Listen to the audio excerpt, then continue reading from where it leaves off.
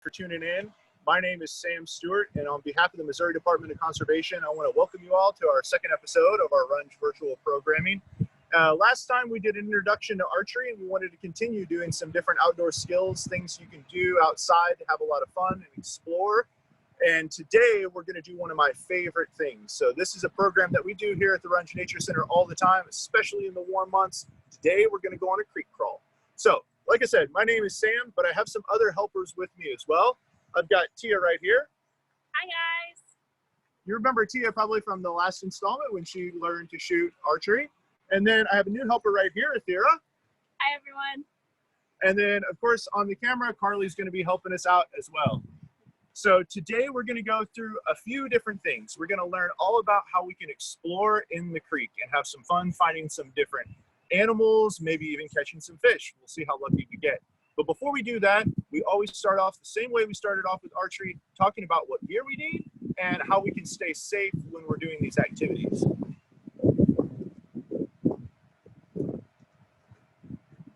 Whenever we're headed down to the creek, we're talking about water. And when we get in the water, things start to get slick. And so we want to make sure that we have the right gear so that we can stay safe. So a few different things that we want to make sure that we have immediately are some closed-toed shoes. Now today I've just got some old river tennis shoes on, but you can wear boots or waders, anything like that, something that has closed toes. If you have flip-flops in the creek, usually they're going to get rocks inside them. So my best suggestion for when you're walking through the creek is to make sure that you either have some boots or some old tennis shoes, something that you can wear in the water and get wet. That's going to help you out a lot. Nice thick sole helps your foot from getting hurt by the rocks, and it won't let the rocks into the shoe like a sandal would. So having some great shoes is one of my favorite things to bring on the river. It's the best way to have a good experience. The second thing is you're outside, you're in the sun. And so we want to make sure that we use some sunscreen. There are all different kinds of sunscreens on the market. I really like the ones that don't have any, that are just zinc oxide, that don't have a lot of different chemicals in them. So all different kinds of sunscreen. Ones that have just zinc oxide are some of my favorites. They take a little bit longer to rub in, but this one is a 50 plus. So make sure that you protect yourself from the sun. So if you don't wear sunscreen, make sure that you have sun protective clothing, a hat, gloves, things like that to cover yourself from the sun. So make sure that you protect yourself from the sun as well. So talked about walking through the gravel. We've talked about staying out of the sun or using sunscreen. We also want to make sure that we keep ourselves hydrated when we're on the creek. And it sounds kind of silly to just go back out to the creek and worry about carrying water with you. But when you're in the water, sometimes if you're wet, it's hard to tell when your body is sweating. It's hard to tell when you're losing that water. And so we want to make sure that we stay hydrated when we're on the water. Easy way to do that is just to bring a water bottle with you. Today I've got my water bottle here with me. I have a backpack that has a little hydration chamber on it.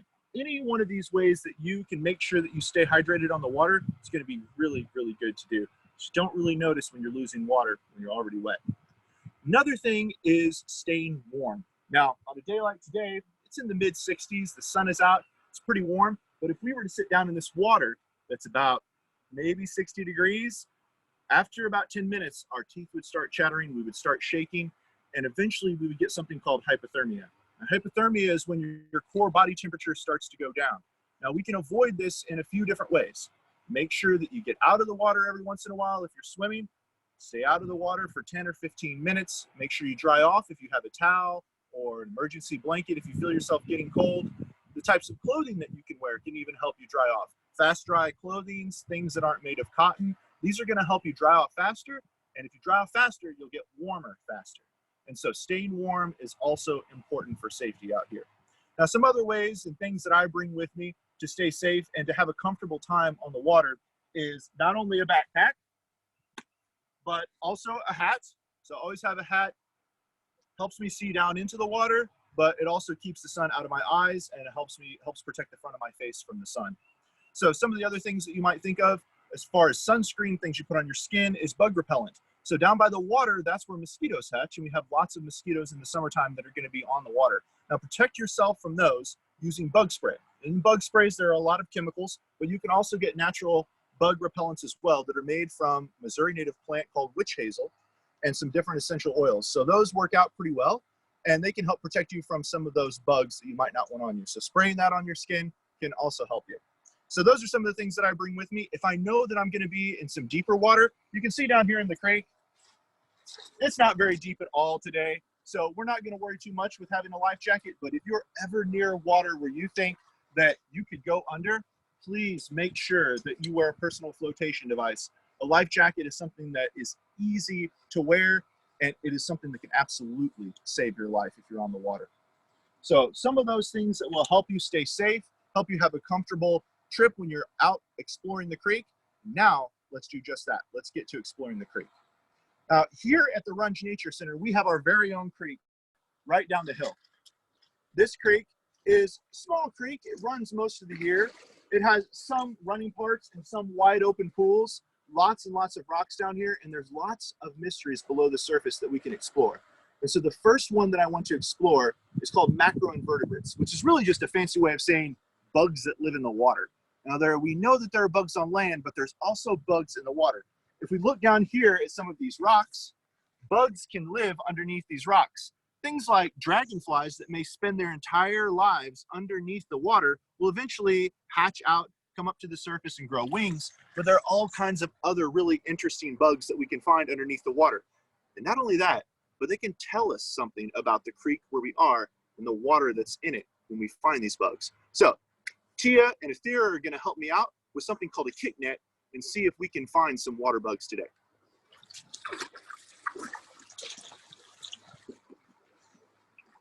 This is our kick net right here. Tia, Athira, let's go down to this little riffle right here and see if we can find some water bugs.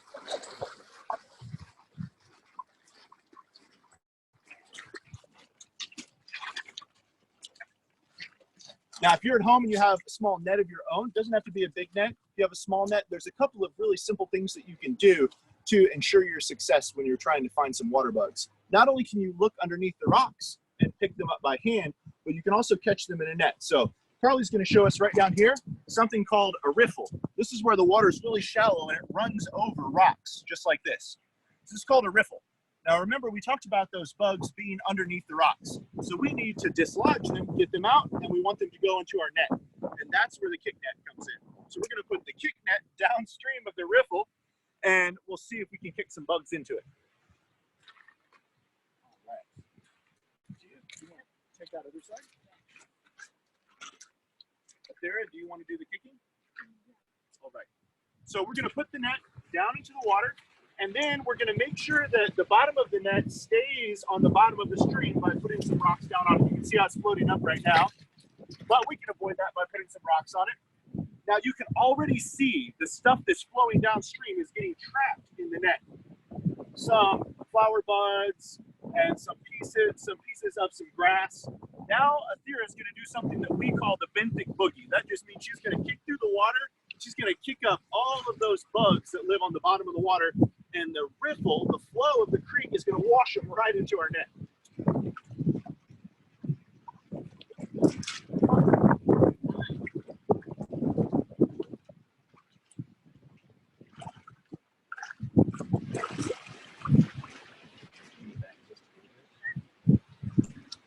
You think you got some? All right, let's rub our rocks here.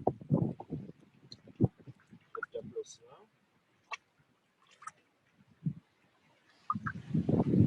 All right, we're going to lift up our net, and we'll take it right over to the gravel and see if we caught anything.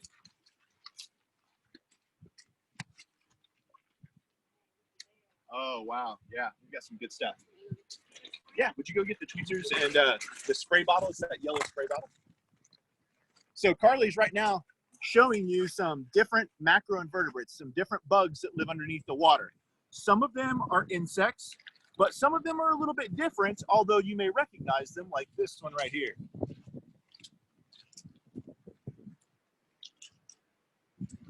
Something I love to use when finding bugs in the water is really simple, an ice cube tray.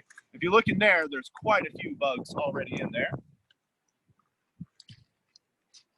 We fill it up with the water from the creek where we are, and we're able to keep them in one spot. A couple other things that you can use are some tweezers and a little bit of water from the creek. Now, what that does is when we spray, we can start seeing things move around. Oh. You ever wonder why fish eat worms? There are worms that live under the water as well. This one is an earthworm that found its way into the water, but there are worms that live under the water too. That's why fish love them. Let's see if we can find anything on our net. Oh, here's a great one. This is an isopod, which is a fancy way of saying a crustacean. So kind of like a cousin to the roly-poly, and they look a bit like roly-polies. You get a good deal on that.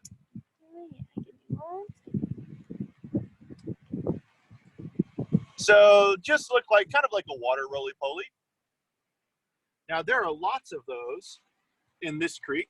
Here's a really large one.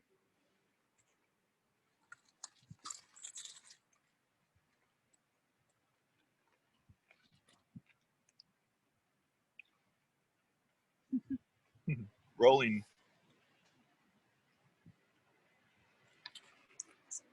And we call these sow bugs. And there's all kinds of different bugs that you can find in the water. Here on our creek, usually we just find sow bugs. Sometimes we find worms. And every once in a while, we find some mayflies and dragonflies. It looks like today, mostly we're finding sow bugs, but I do have something that I bet you recognize. This is a water snail, and it's called a gilled snail. So it needs a place where there's lots of running water, lots of oxygen in the water. So we drop them into our ice cube tray. That's for safekeeping until we put them back into the creek. So I told you that bugs can tell us something about the waters where they live. Now, sow bugs are kind of what we call a medium pollution tolerant bug. They can handle some pollution. There are some bugs that can't handle any pollution sensitive.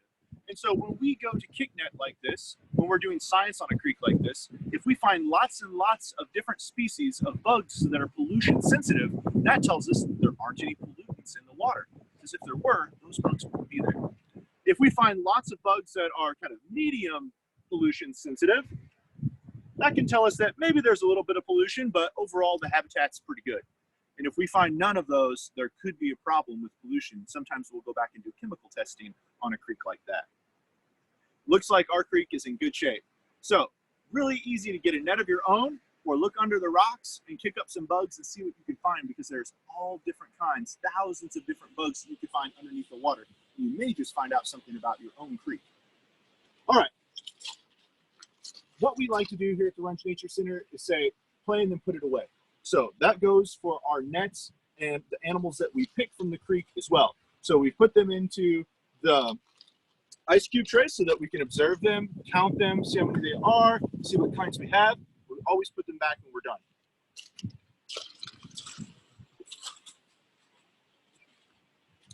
These sow bugs live under the rocks here, so they're going to be just right at home. So they'll all go back. They'll find their way back to the rocks. We've got our snail hanging on. I'll put him back too. Now, not only will we empty our ice cube tray, but we'll also make sure if there are any bugs left over on our net that we get rid of those too. Put our earthworm back in the ground where he belongs.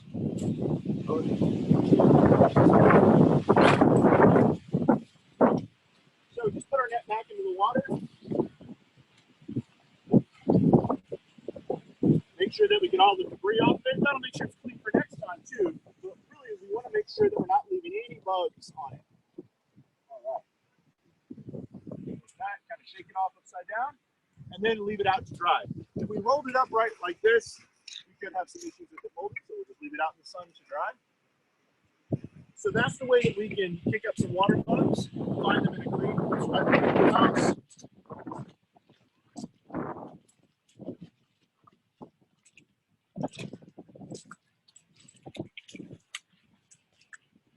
Visit us here at the Runge Nature Center. We'll let you borrow a net for free that you can use to come out to the creek and kick up some bugs yourself. See if you can find any. Looking under rocks, but you also might find another type of critter underneath the water that's one of my favorites. Let me show you.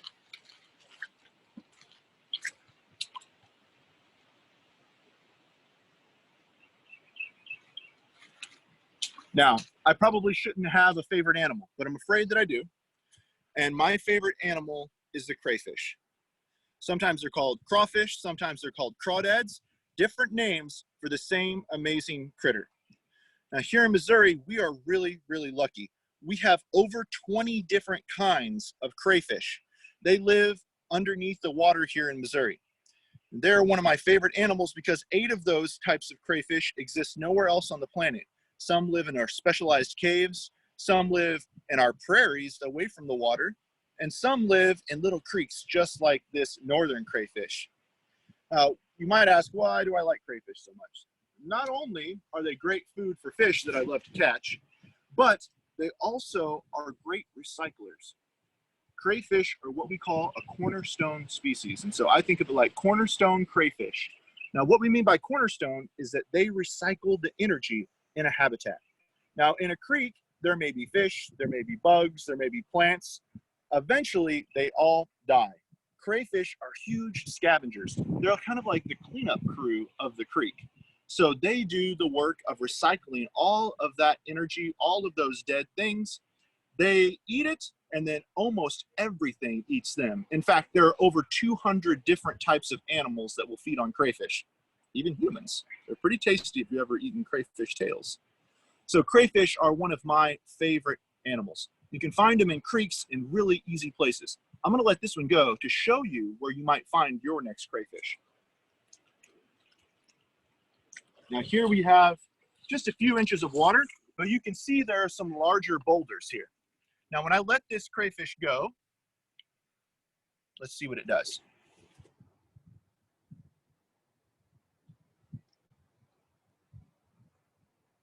I'll bet that you noticed that the first thing that crayfish did was go straight underneath a rock.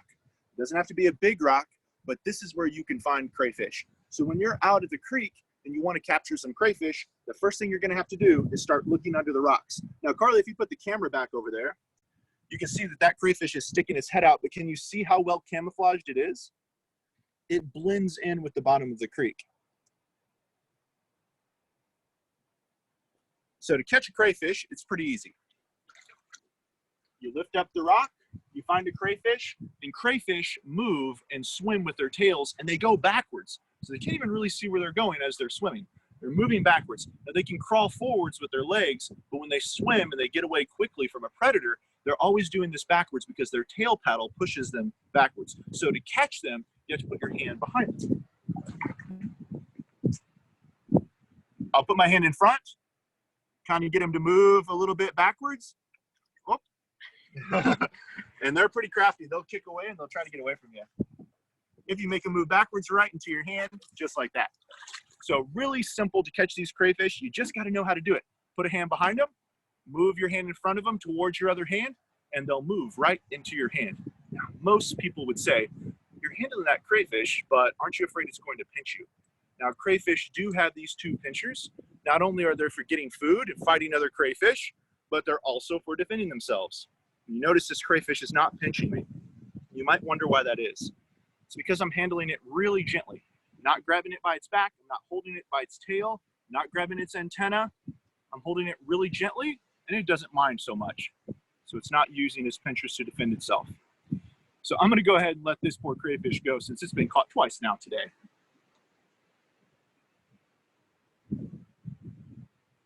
And straight back under the rock, I'll bet.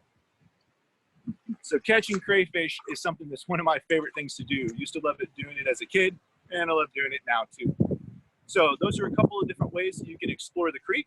Now let's look a little bit more about something that I bet you already associate with the creek, and that's the fish that are in it. We're also going to show you how to make your own fish trap at home and trap a few minnows, maybe use them for bait for bigger fish, or just to explore and see what they look like. So let's go further down the creek and see if we can catch some fish.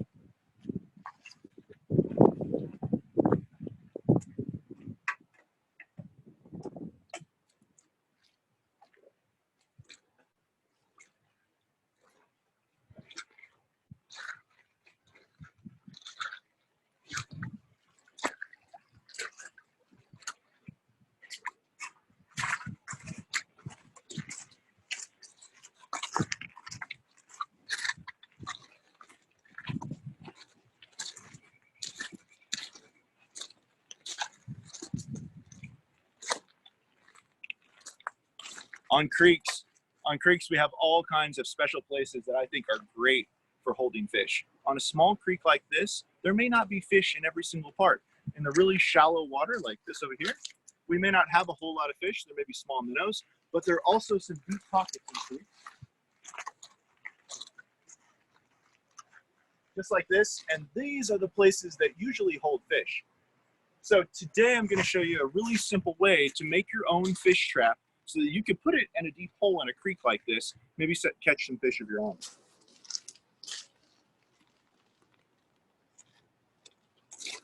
That you recognize what we have here. This is just a 2-liter soda bottle, really, really simple.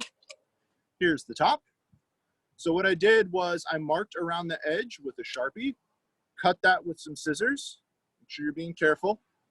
And then since they're the same diameter, one will fit inside the other really simply. Nice and snug. Press it inside just like that. I put some holes in here and a little attachment for a piece of rope so that it doesn't float away. And you've got the perfect fish trap for catching some minnows. Now, all you need to do here is weight it and bait it. So the first thing we're going to do is put some rocks in there so that we have a little bit of weight to keep it down in the bottom of the creek. So what I'll do is grab a couple rocks, just find the ones here at the creek that work for you, put them in there. Then I would bait it with, you can bait it with just about anything. I usually put some cut up worms in there, maybe some pieces of bread or something like that. Minnows will eat all kinds of different things. Put the front back on, just like that. And you can lower it into the water.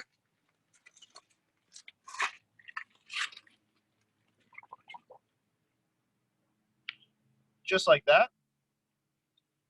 And then leave it for a while. Maybe come back the next day and check it, or put it down there in the morning when you get to the creek and then check it before you leave. Make sure you take it home with you. Make sure you don't leave the plastic in the creek.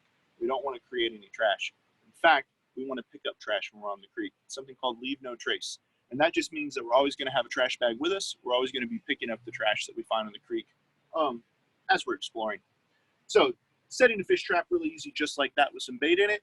Make sure that you attach this to maybe a root of a tree or something like that so that your minnow trap doesn't float away.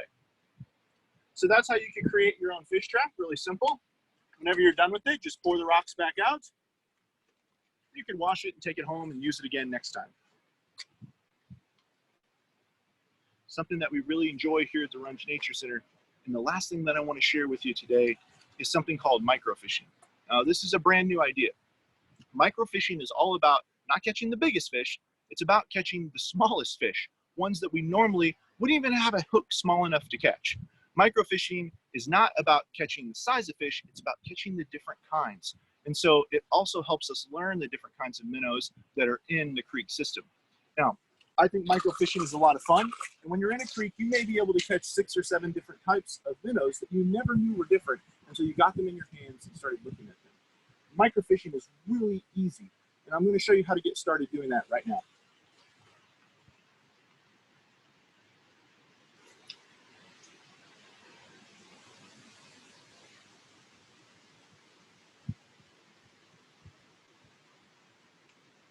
This is our little microfishing setup that we have here. Super simple. I cut one of our invasive species, something called an autumn olive, that we don't want here at the Nature Center. Cut a branch off of one of those. It's going to make a great fishing pole. So make sure if you're cutting things, make sure that you're cutting the right things. In this case, like I said, I cut an invasive species to make a pole. And then we just want to put a little bit of fishing line on the end, just like an old style cane pole, just a little bit of line. And then a really, really small hook. These are going to be tough to see. I've already got a little bitty piece of worm on this one. Kind of threading it onto the hook. You can see a really, really small hook. This is going to allow us to catch those really small fish that are in the creek. And remember I said that in the creek, we want to go to the parts that are deepest to see if we can catch some fish. So Thea is going to help me out. She's going to do some micro fishing too. We'll see if we can catch a fish.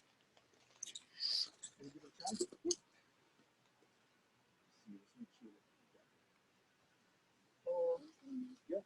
You've got your worm already in there. All right, give it a try. When you're microfishing, you're either going to have to watch the worm itself and watch the fish eat it and then just lift up your pole, or you're gonna have to watch the line and see it jump when the fish eats it. So we'll see if we can catch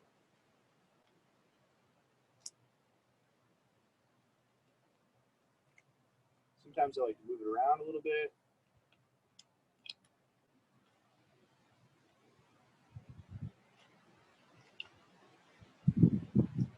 It's one of my favorite things to do on the creek. Nice quiet activity. Sit, listen to the wind go through the trees. Oh, there we go. That one came after it. So not very big, catching the smallest fish. This one is a creek chub.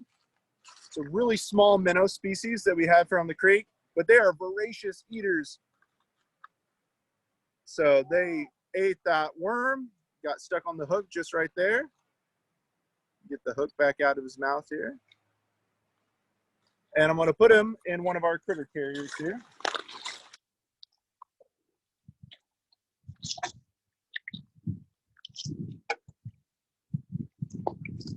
You can catch all of these species of fish here on the creek. They're all different kinds. Here we just have 3 chub minnows. You can tell they have that dark line on their side, kind of have an orange tail. They have a black spot on the front of their tail. Get one? So she had one. But they're all different sizes. And these are some great fish, not only maybe to use for bait if you wanted to catch larger fish, but just really cool to look at. But make sure that when you're handling them, you're handling them gently. Make sure that they go in the water from the creek that they were in, and make sure when you're finished with them, you put them back.